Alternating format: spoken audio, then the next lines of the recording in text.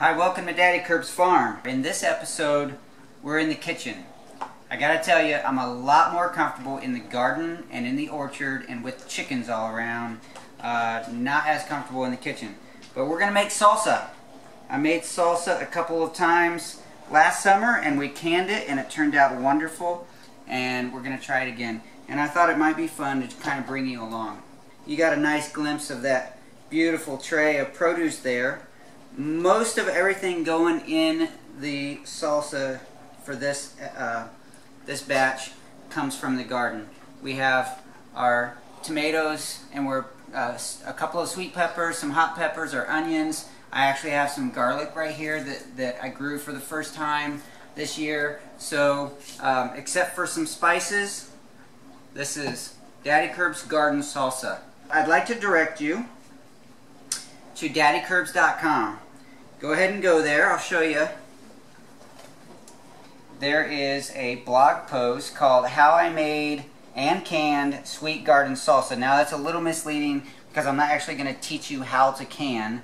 I'm not confident enough with that skill to teach you. So, but it does step through how I made it. It gives the general recipe and how I put it together, so you can go to daddycurbs.com and follow along. I'm going to follow my own recipe here.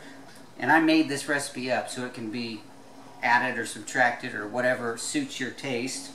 I'm going to go ahead and prepare a bunch of tomatoes, and then we'll come back for the next step.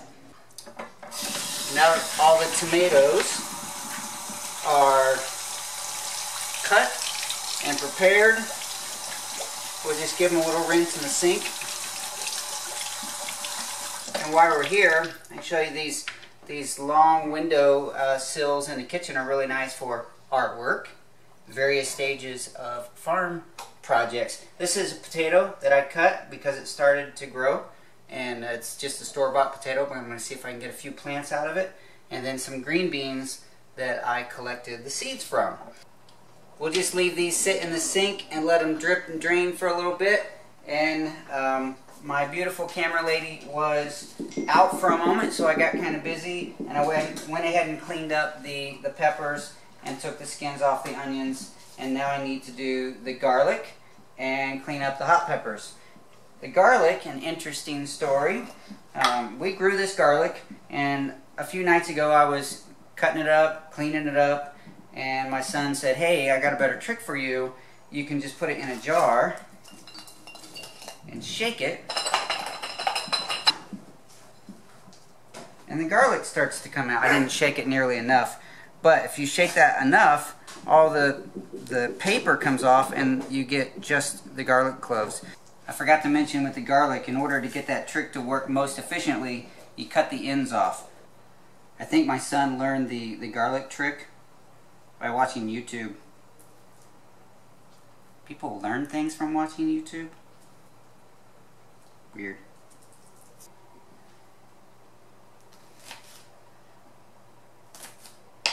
Now you may want to use gloves when you handle the hot peppers. I might pay for this later if I decide to scratch my eye or anything.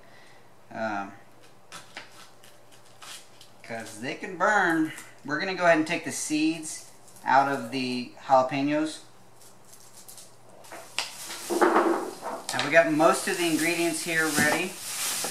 This is cilantro that we have frozen. It freezes very well and you can use it all year long.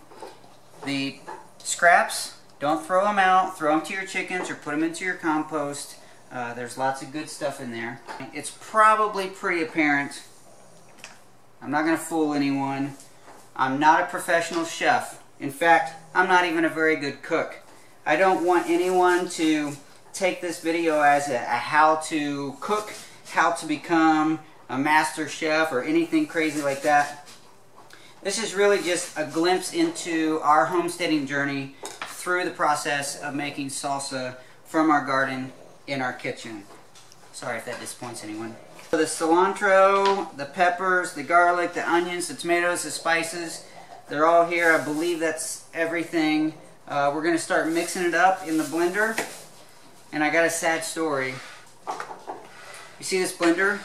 Actually, it's a good story, but it's a sad story too, because If you'll notice on my blog, if you're following along, it says something about, I love my Vitamix. Well, I used to have a Vitamix. It was a really nice blender. I mean, super duper commercial, high power, the whole thing. Well, it burned up one day. The motor burned up. We were very blessed that the store we bought it from took it back, and that was good because we got our money back. And they're expensive, so it was a good chunk of money. But at that time, we needed the money more than we needed the blender, so we didn't get a new one. We just we kept the money. This right here is a yard sale pickup, which is nice because I think we paid maybe $1 or whatever for it. It's not going to last forever, but it should do the trick for a few more recipes. Without any real rhyme or reason, I'm going to start blending, and this is not going to hold everything, so I'm going to blend a little and then put it in the pot and blend a little more and put it, just keep going back and forth until I get it all in the pot so I can cook it down.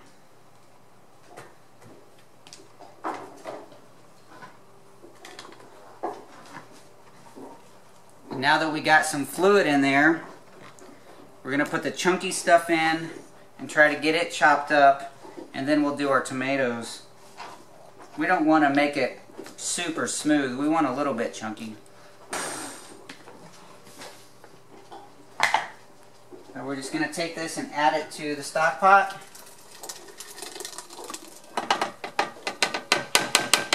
And go back and blend some more tomatoes. The beautiful thing about using tomatoes from your garden in salsa or sauce or anything like that is that they don't have to be pretty. You can take all the ones that maybe the bugs bit or were deformed or whatever and use them. It's all added to the stock pot. We're going to turn it on to a medium-high heat. And this is where we're going to add our spices. So you take your little Mickey hand teaspoon. You get a teaspoon of cumin, teaspoon of chili powder,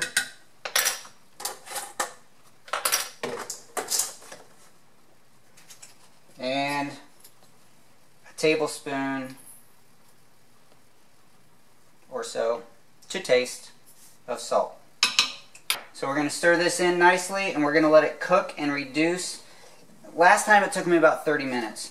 So we're going to just keep an eye on it and make sure it doesn't get too thick, but we want it to cook down a little bit because we don't want our salsa to be super runny. So I removed the salsa. It boiled down enough, it reduced enough. It's a pretty nice texture now. And at the last step, I like to put in some lemon juice. That's for just a little bit of flavor and to ensure the acidity for the whole canning process. And we're going to pour the hot salsa into the hot jars. They just came out of the dishwasher. I'm going to go and fill all of these up and cap them off. And be ready to add those to my water bath canner.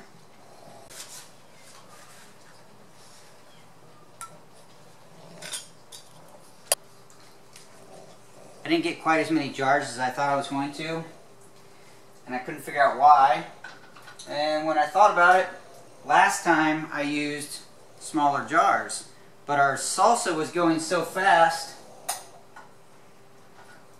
decided to can bigger jars, but I forgot to increase the recipe.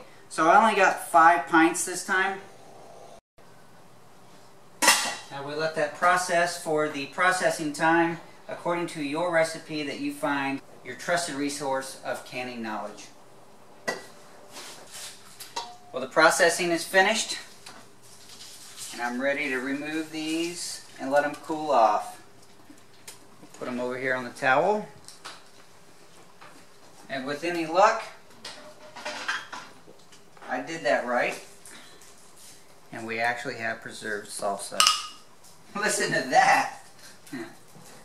That popping sound generally means that it worked. Did you get that? It popped.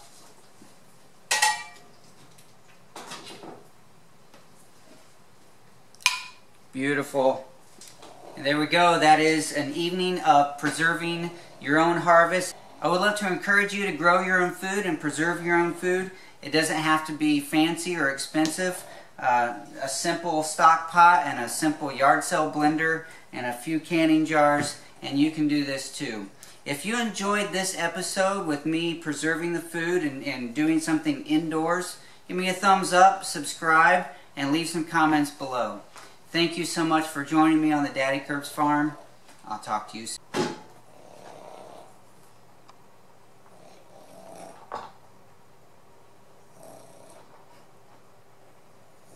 Is Daddy boring you?